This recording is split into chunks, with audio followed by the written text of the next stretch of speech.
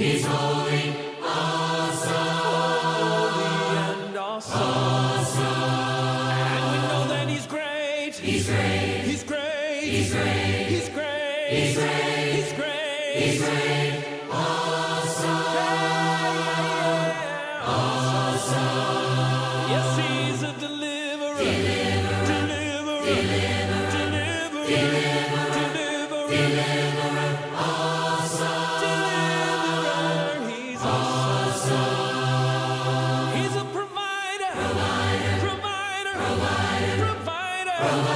Provider. Provider. Provider. Praise His name.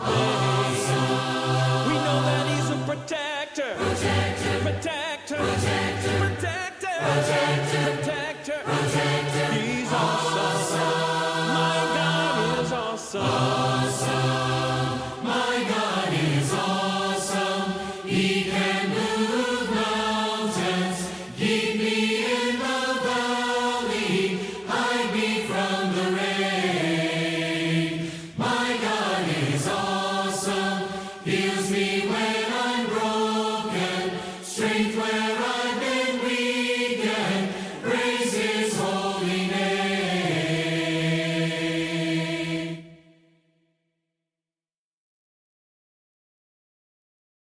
Come, let us worship our King.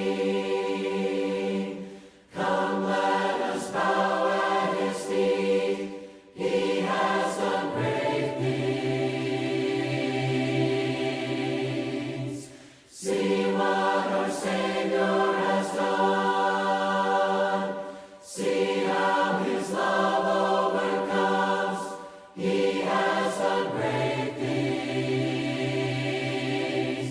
He has done great things.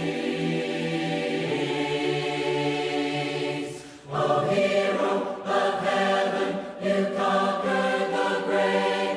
You free every captive and break every chain. Oh God, you have done great things. We dance in your freedom, awake and alive. Oh Jesus, our Savior, your name lifted high. Oh God, you have done great things. You've been faithful through every storm. Free every captive and break every chain. Oh God, you have done great things. We dance in your freedom, awake and alive. Oh Jesus, our Savior, your name lifted high. Oh God, you have done great things. Hallelujah, God, above it all. Hallelujah, God, unshakable. Hallelujah, you have done great things. Hallelujah, God, above it all. Hallelujah, God, unshakable. Hallelujah, you have done great things. You've done great things.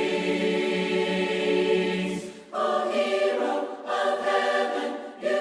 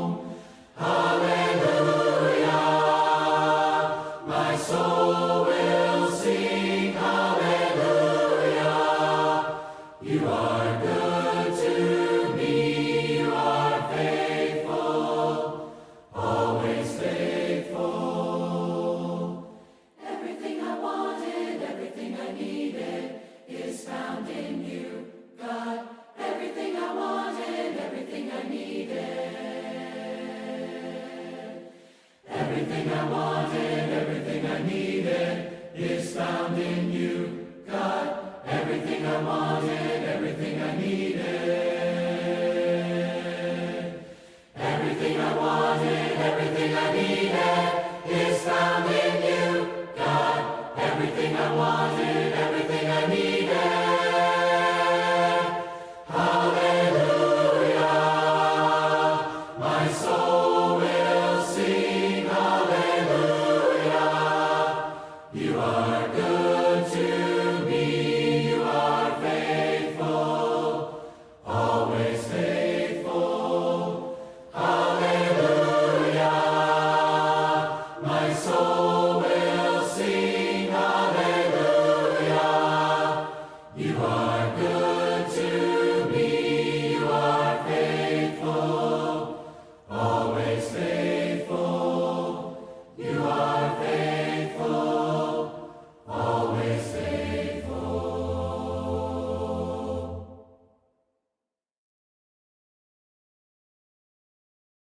I went down to the crimson river, left my burdens on the shore.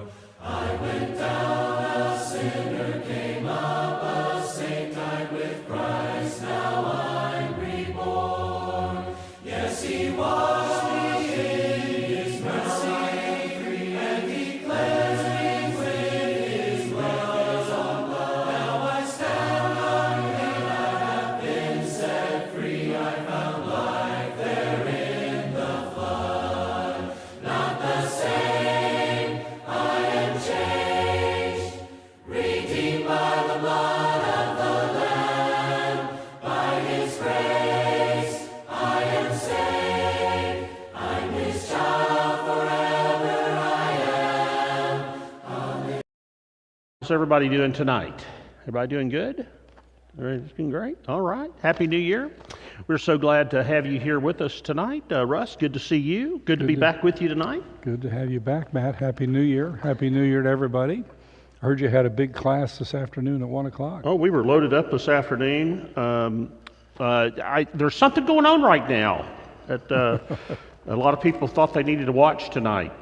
Some sports game, some big-time college team that's big here in this state. Or a nut or something. I don't know quite what their mascot is, but I asked Matt if anyone would mind if I had the game going up here, but I don't. So I'm wondering if the AV guys could put it on the back screen back there. well, we're glad that you all have decided to come out and be here tonight. We're going to spend the next 45 minutes or so talking about the spiritual. And the one good thing about living in 2025, Russ, is we all have DVR. Yep, I'm recording it. And so we can go back afterward and watch all the highlights. I really appreciate Jim Grushon sitting in my chair last week. I am 50 years old, and I have never been sick on Christmas till last week. And I literally didn't get out of bed the whole day. So it is good to be back with you tonight and start the new year off in the Word. I know that you guys kind of went through from the fall of man through to Abraham, talked about the flood, Noah, and then that time period after Noah leading up to Abraham. It's certainly an interesting time period, Russ, to go back and investigate that as we talk about the scarlet thread of redemption. It is, and it's significant, like we talked last week, about how long of a time frame this is. You know, you read the book of Genesis and you just kind of think it's all happening just one right after another, but we're 1,600 and some odd years to the flood, and then so we're almost half of the Old Testament is covered time-wise in the book of Genesis. Yeah. And that's pretty amazing, and it kind of breaks the context up from what we're accustomed to thinking. Yeah, I don't know how often we really think in line of those times. Of course, a lot of the people that lived during this time lived hundreds and hundreds of years.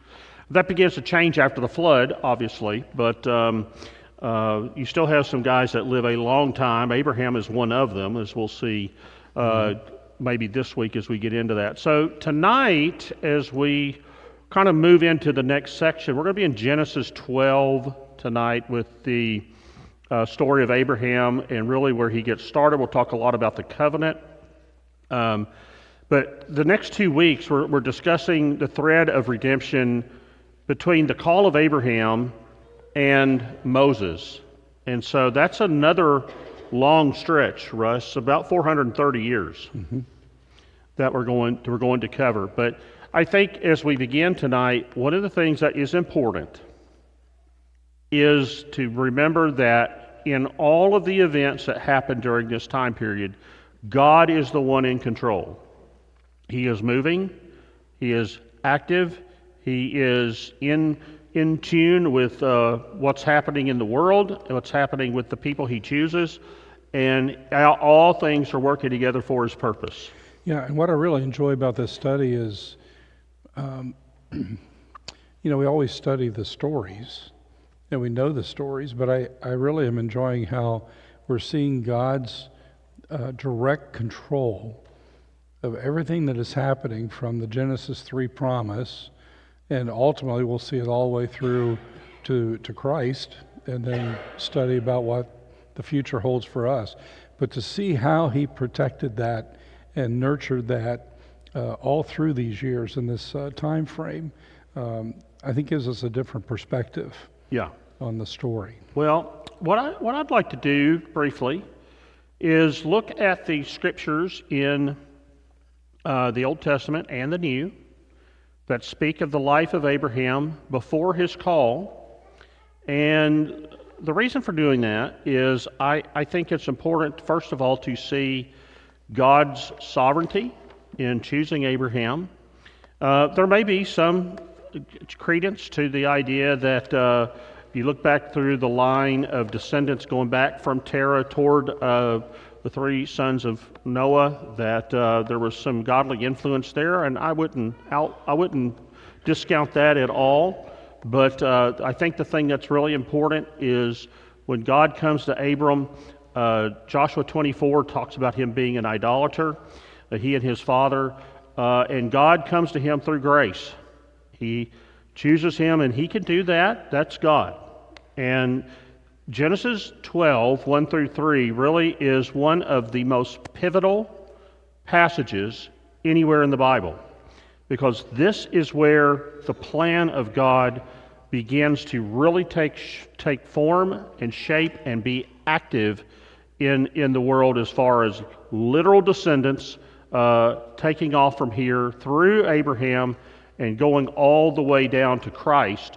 And when you look at Genesis 12, which you will hear in just a few minutes, one of the things that's really interesting is verse 3. I think verse 3, the last sentence of Genesis chapter 12, verse 3, Russ, is probably one of the most important statements in the entire Old Testament. It sure is. And it ties all this together. I think when we get to this point in our study, and then we talk about Jacob, name being changed to Israel, now we start seeing the chosen people, if you will. But hopefully you're seeing from Adam forward to this point how God worked with these individuals, these patriarchs, to keep his promise. And we have another promise that reinforces the promise that was made in Genesis 3. Yeah. So let's first introduce ourselves to Abram. This is going to be back in chapter 11.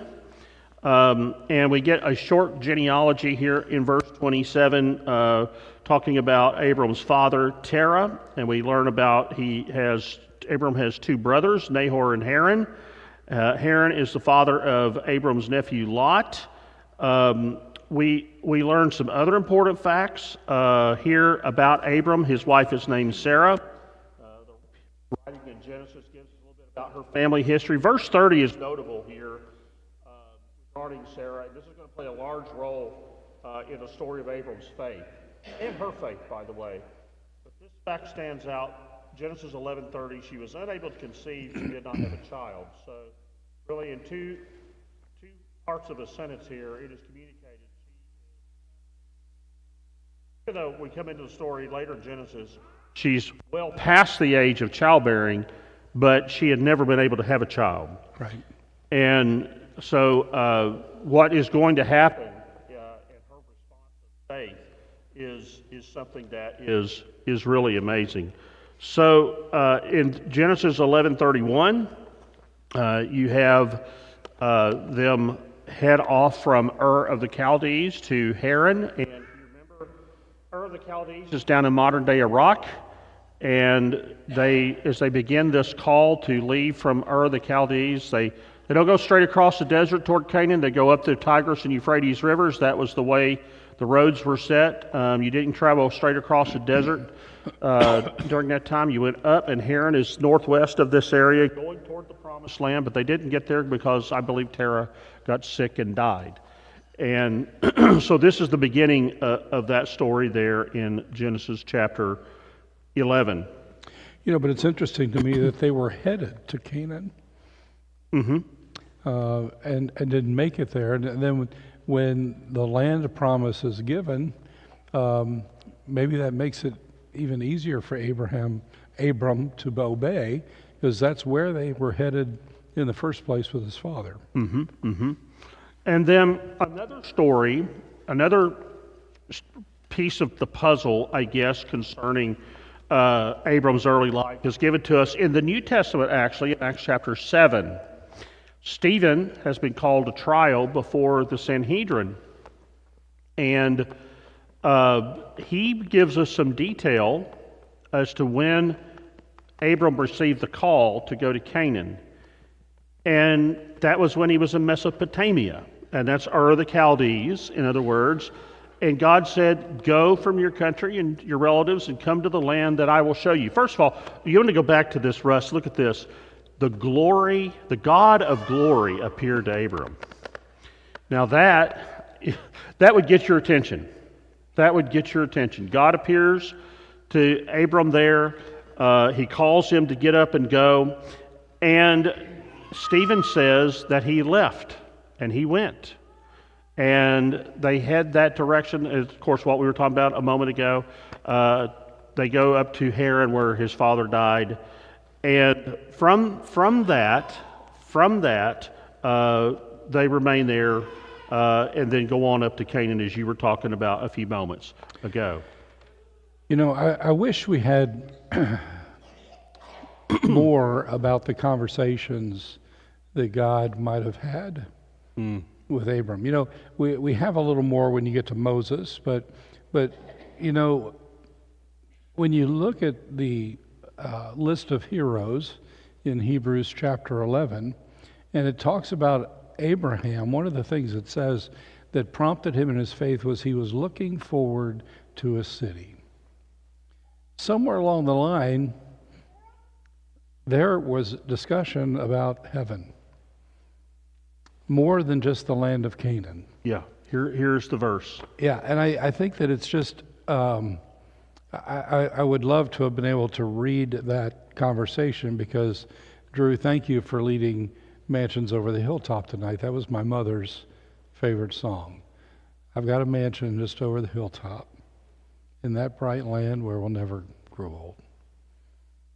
And you know, it's that promise, folks, that should motivate every one of us in this room to live a faithful life for God.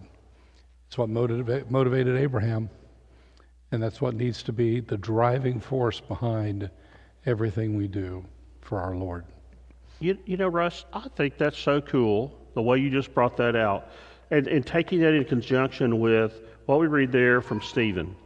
The glory of the Lord comes to Abram, and then you connect that with here. Mm-hmm. He's looking for a city which has foundations, whose architect and builder is God. So I think sometimes when you just jump into the Genesis 12 passage, which we will here in just a second, we miss that context. We miss this, verse 10 of Hebrews 8. Mm-hmm. There's a spiritual component to this. There's an eternal component to this that maybe we miss. That's highly motivating.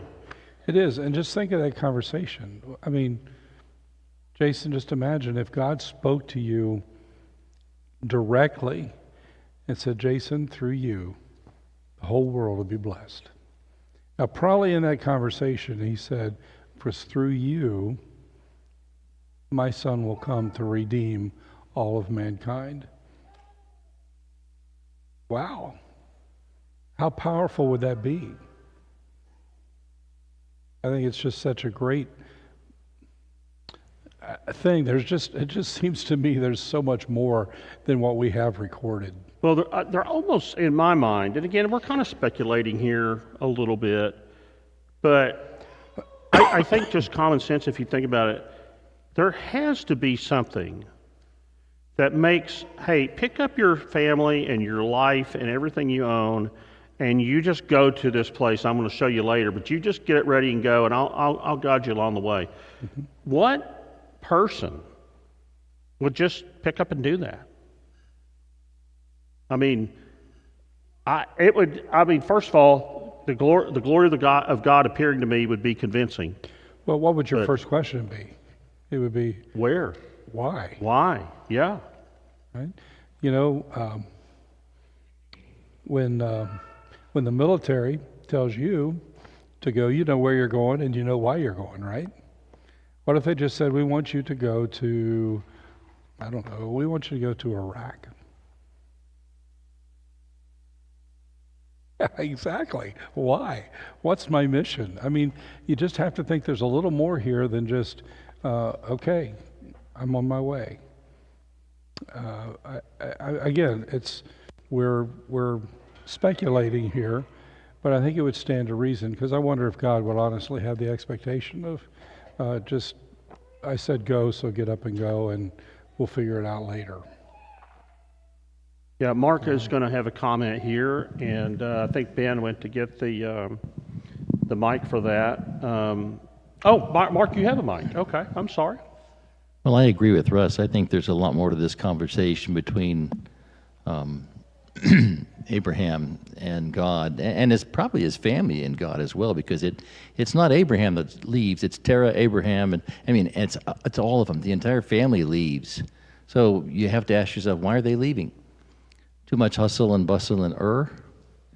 I have to feel that they were good people and they were looking for something other than the people they were around. They were looking for something better because they knew something about God, even though they still had idol worship. And in the process, God is saying, you're looking for something different. I'm going to provide it for you. If you'll listen to what I say and go where I say, I'll provide you with that nation, that whatever you want to say, a country, a city, a nation, whatever you want to call it. I'm going to provide that for you where people will be like you. Well, what is that like? Probably people that are hoping for something better. And I think he's kind of a prototype, and perhaps his family is a prototype for those coming to the Lord. You know, I'm looking for something better. I've had an awful life. Things have turned out poorly because of the way I've done things, and I'm miserable, and I want to be happy. Isn't there anything better than this? And God says, yes. Follow me, and I'll show you what that is. And I think that's exactly, he's the prototype of the person coming to God and listening to God and having God bless him. That is well said. And really, I think, goes back to a point that I made earlier today. Why did God choose Abram? I think ultimately God dwells outside of the creation and has the ability, because he is God, to look into a person's character and know how they're built and how they will respond to certain situations. And God knew that Abram would have the kind of character that would respond in faith. And you look at his life, especially post Genesis 12, and that's what you see is a man that trusted God. And we'll get into that in just a minute. Matt? You know, I was thinking about the potential other conversations that may, you know, the questions that we would have if God came to us and said, hey, I need you to do whatever. And it kind of went along with the lines with some things I've been pondering lately of like, what if my life was like that? So I think of passages like Philippians 4:8 that tell us to think on these things. What if I lived my life where that genuinely was all I thought about? That I put all of the worldly things aside and that was all I thought about. And as I look at what we have recorded of Abram's reaction to God coming to him and saying, move, pick up your family and take them. You know, I think about what if my life was like that, where I had that relationship with God, that if he just said, pick up your stuff and move, and I just did it. I didn't sit there and go, well, is this really that great of an idea? Or why? Or where's my going? You know, am I going to choose whether or not to do this? It's God coming to me and saying, move, and I just do it. And I totally get the idea of, you know, it seems like there ought to be other conversations, but at the same time I go, what if it just was that simple? And God comes to us and says, I need you to do this, and we just do it without questioning him. And it's been an interesting thing to consider as I've considered my outlook and things like that on life, of like, am I making things a little too complicated sometimes by getting my own thinking in the way, where God just tells me, just do this.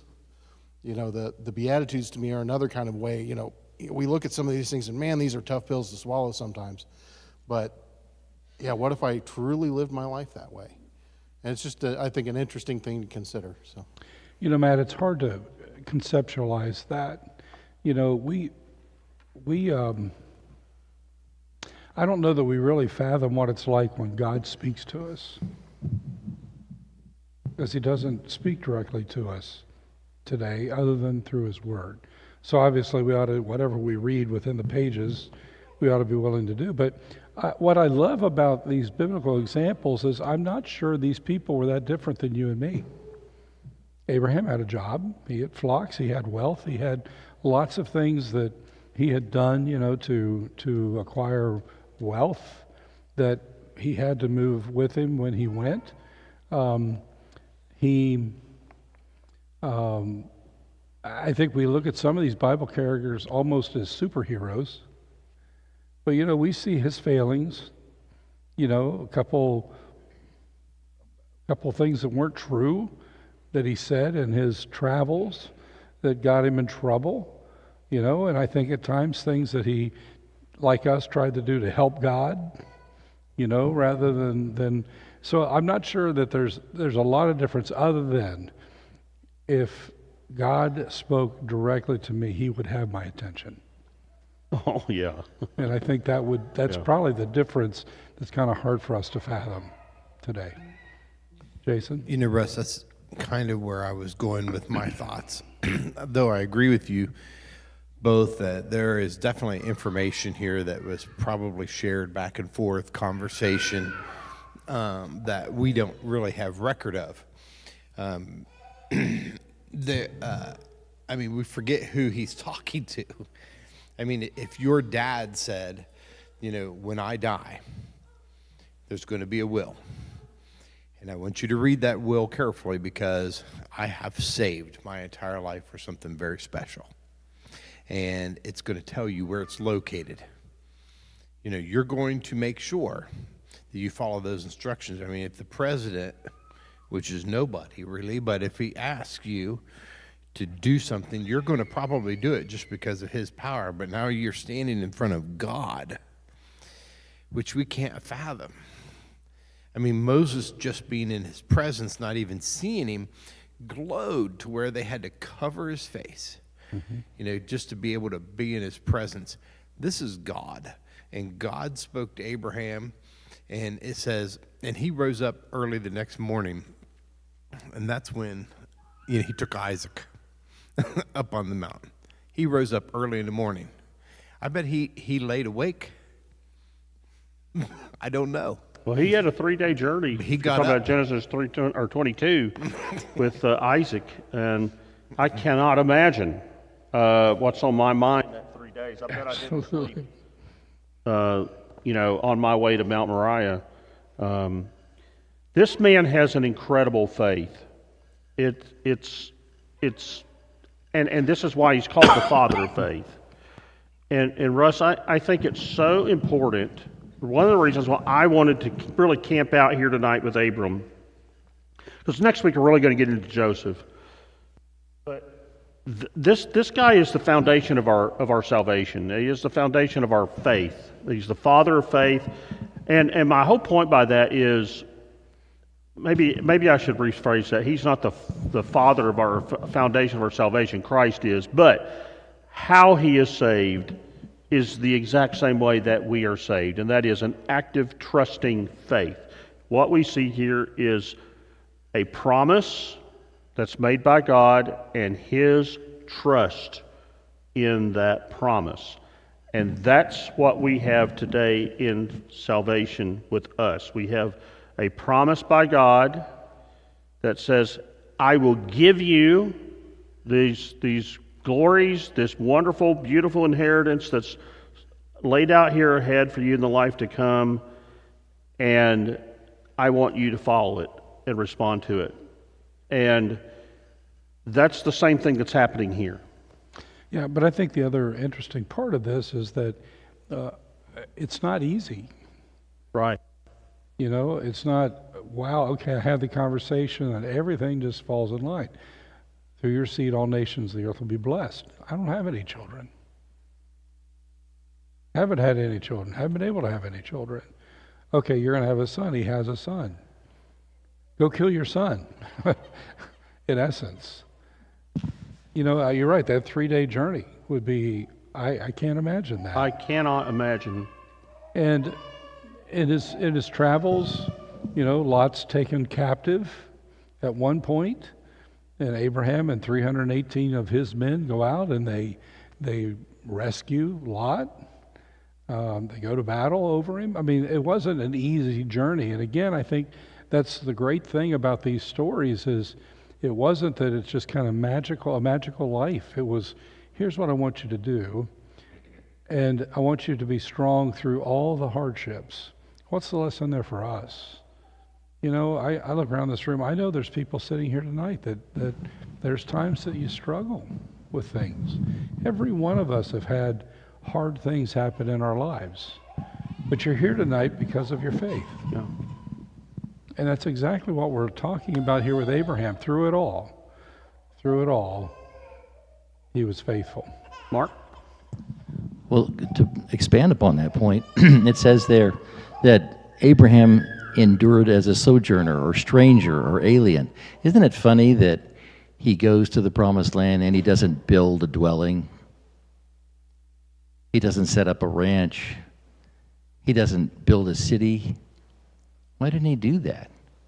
We never ask ourselves that. He remains as a stranger and alien. He remains as a nomad or tent dweller in the midst of all these people. The land is occupied. And he's there, and can you imagine if people just come wander into your property and set up tents? We're not that thrilled about that in our country, are we? No. When they do that, we say, what are you doing here? Well, we're just staying here for a while. You're not appreciated. People really don't understand how much these people were hated when they're in the land that they've lived in for hundreds of years, and now these strangers move in and they keep multiplying and multiplying. Well, that's what Abraham did. He comes down here and he says he patiently waited as a sojourner or a stranger. And he passed this thinking on down to his children and his children's children. It doesn't record about it. He must have said, don't build a city. Don't build houses. Don't plant roots, because God hasn't given it to us yet. And that's kind of strange when we think about it. How often are we so impatient? We are promised something and we say, well, it's been long enough. When are you going to give it to me? And here, this goes way beyond the death of Abraham, beyond the death of his sons, beyond the death of his grandchildren. And it continues. And as Russ was saying, all the problems he endured. And then finally, they go down into Egypt because they're starving. And they're taken as captive and slaves. And God has to bring them out. And they still don't own the land yet.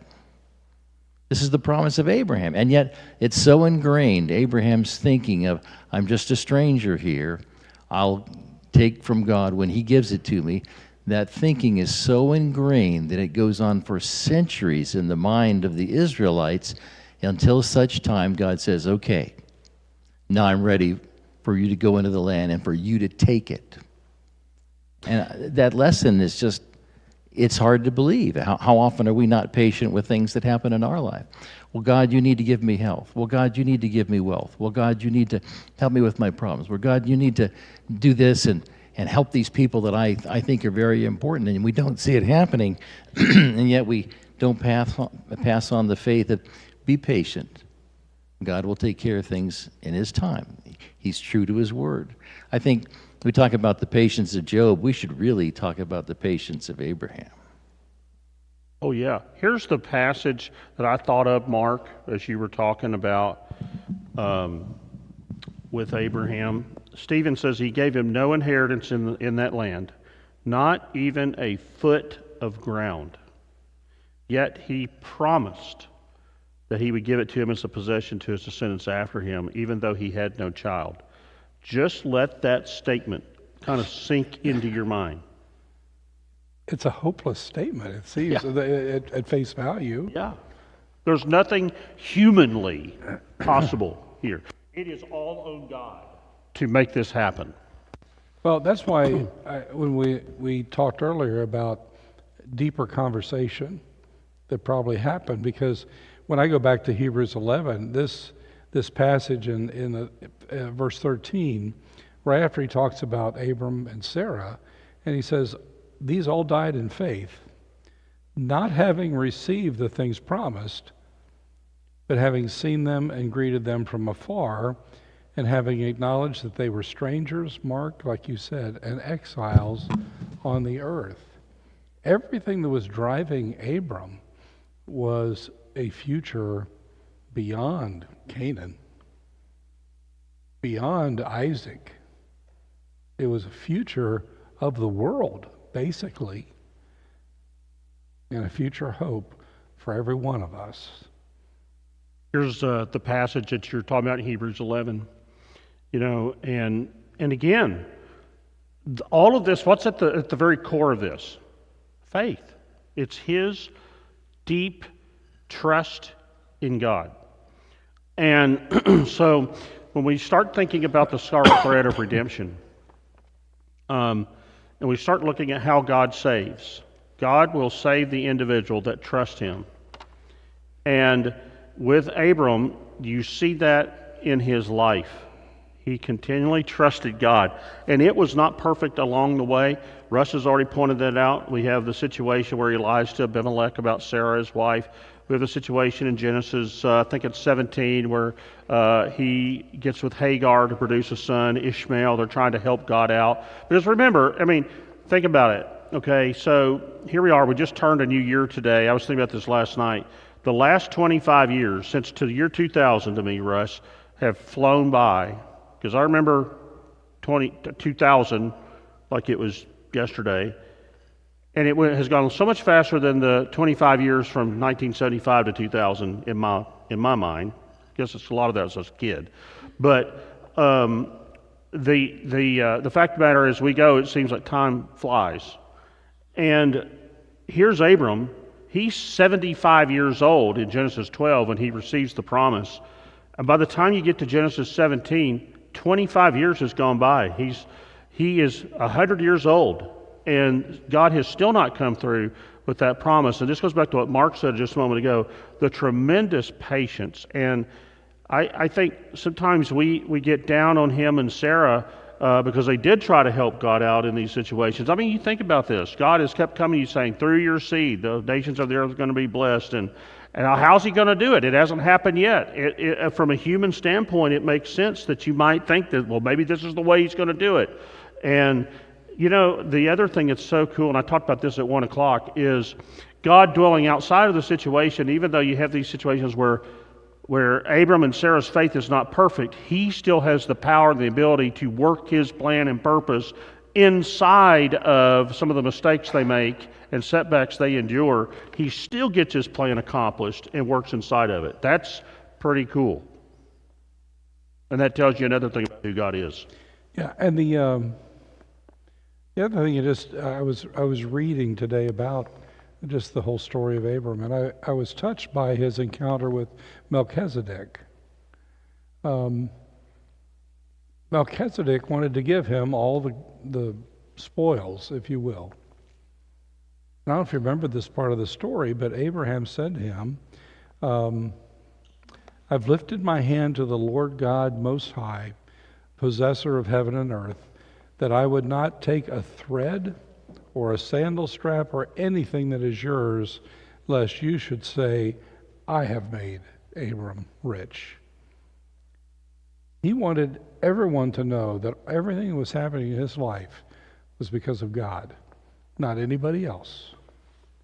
And so here you are thinking about unrealized promises, yet immense faith and commitment to God and wanting people to see God in everything that he was doing. There's no wonder that he is the father of the Jewish faith, if you will. You know, I don't know if I've ever, that's a long time since I've read that passage, but think about, I mean, this man knows the way he lives is going to magnify God. Mm-hmm. And that's a powerful indicator of the kind of character that he has. God knows what he's doing. And I think as we go through this study of the scarlet thread of redemption over the next 10 weeks or so, that fact should keep coming back into our minds. Russ and I were talking about this yesterday over the phone. There's as we go forward into history between now and the time of the coming of the Christ, there's a lot of places where this gets kind of down in the mud and the weeds. It's hard to see, but the thing that you know when you really zoom out enough, you can see, hey, God was at work at this point doing this thing, and you might have been on the ground that time wondering, where is God? And yet God is where he's always been. And God is doing what he's always been doing. And I think that's important for us as we think about our own life. I just got to thinking, you know, we want to blame him for jumping the gun and trying to create his heir. And everyone here, wait till you're 100 and see how much energy and how anxious you are to go ahead and have another kid. I don't have to be 100. No, we don't either, but just think about that. So I think you can say, yeah, we'd like to hurry up and get this thing over. We don't have much time left, really. So that's the way we are, and yet he said, wait, it's going to happen. We're the same way. Sometimes we think, well, I'm old now. Everything that I thought was going to happen, the plans I had for God and spiritual plans haven't happened. God says, is it too late for you? Never is. Maybe there's a reason he's waiting for you. Maybe you need some refinement. I know there's been need for refinement in my life before I'm ready to do things, so we just have to learn that patience. Keep coming back to patience for us. Yeah, we sure do. That's probably the hardest thing in my life. You know, I think what's so important when we read the story of Abram and we see God working through him, then the question is, how much like him are we?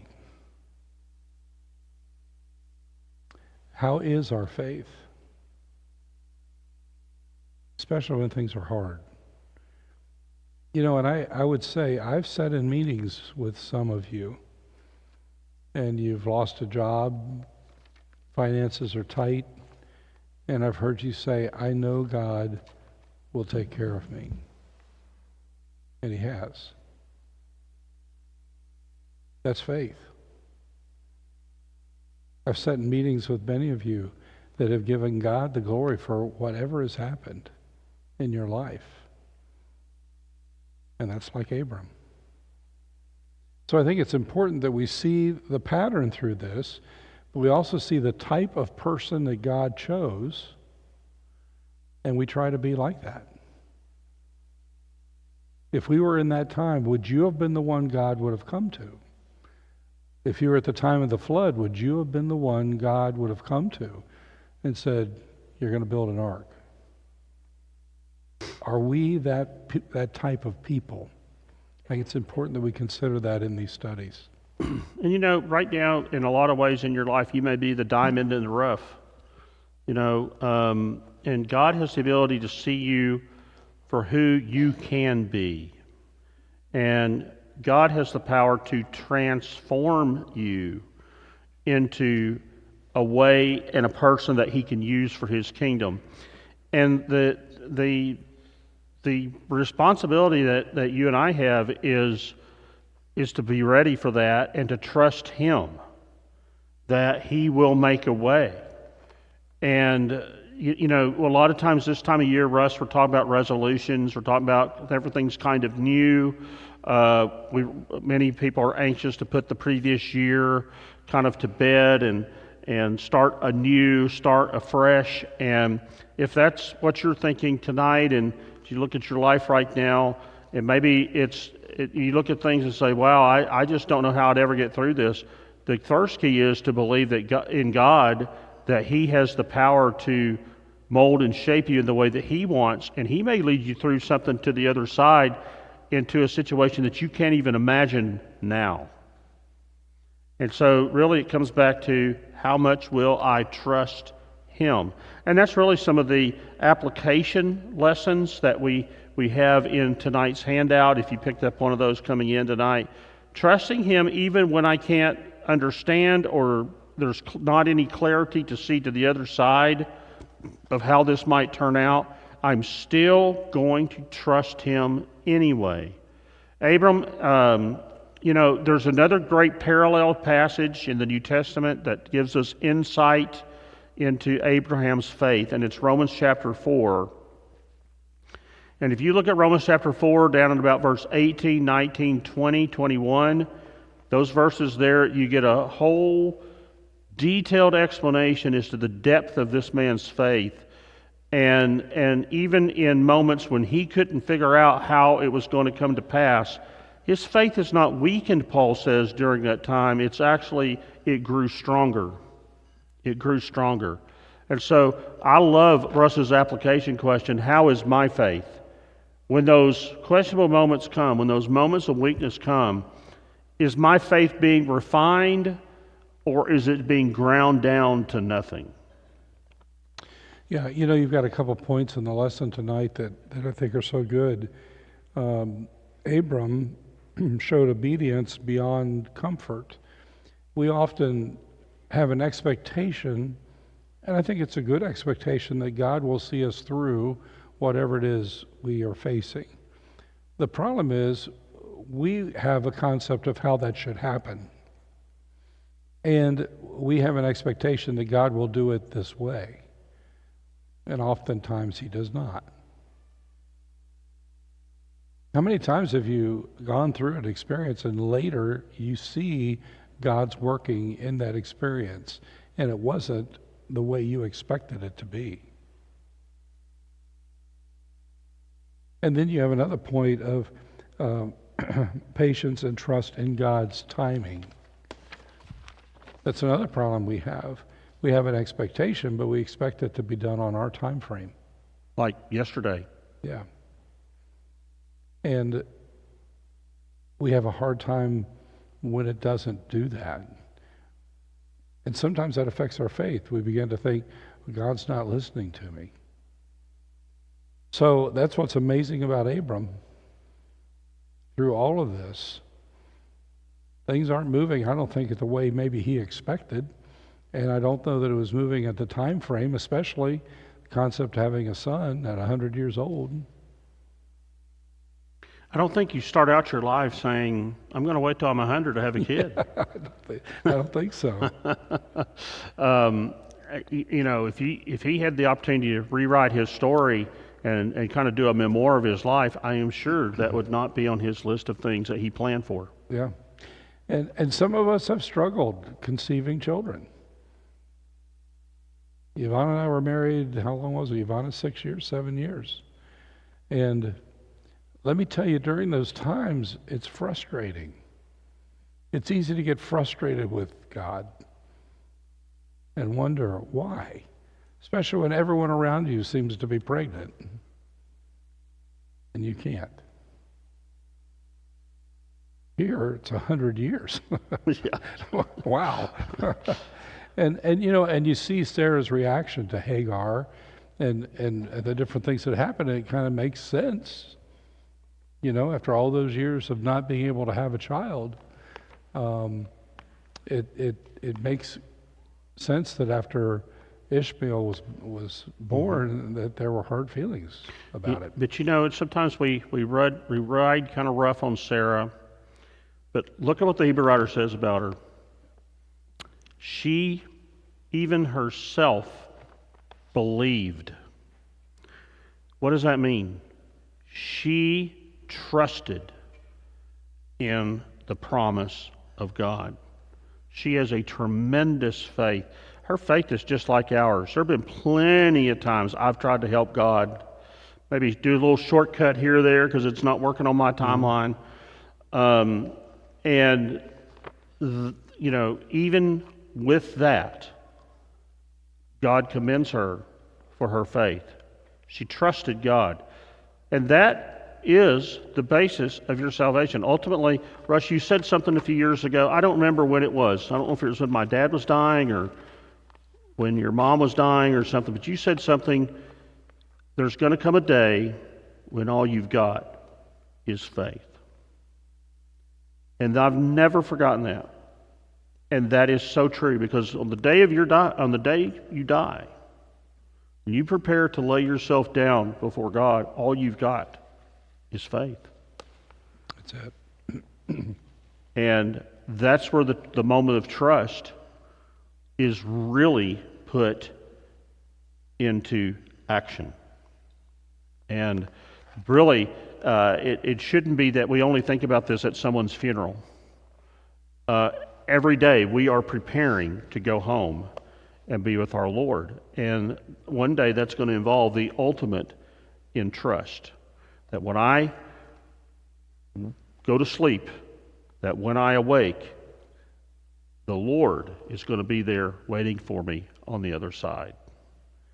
That is everything about what salvation is about.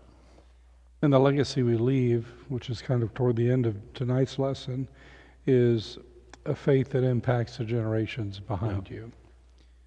I want my kids to know that I'm going to be in heaven, and I want them to be there too.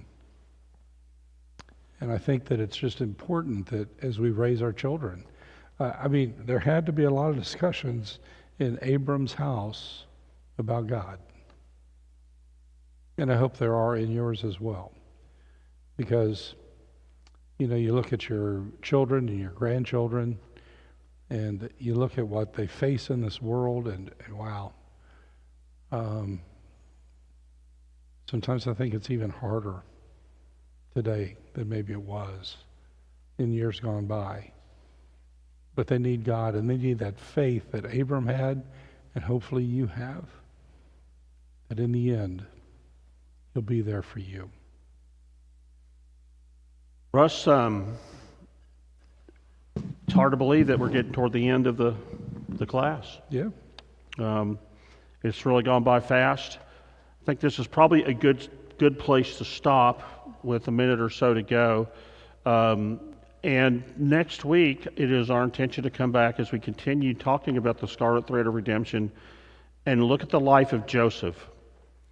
There's a lot that's going on, all right? Maybe even, we could briefly talk about this promise has continued through Isaac and Jacob, and it takes some twists and some turns, all right? Things kind of happen. You mentioned, or someone mentioned earlier, there's a drought that comes, the people are starving, they wind up down in Egypt. Those are twists and turns, but yet God is still in control.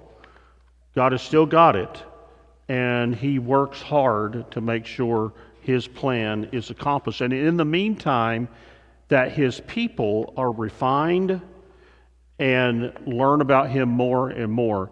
And Jacob, for all the rough start that man had, he did something right, because he trains his son to have faith in God, and that is that faith that sustained Joseph through some unbelievable twists and turns of betrayal and just all sorts of awful things that happened to him.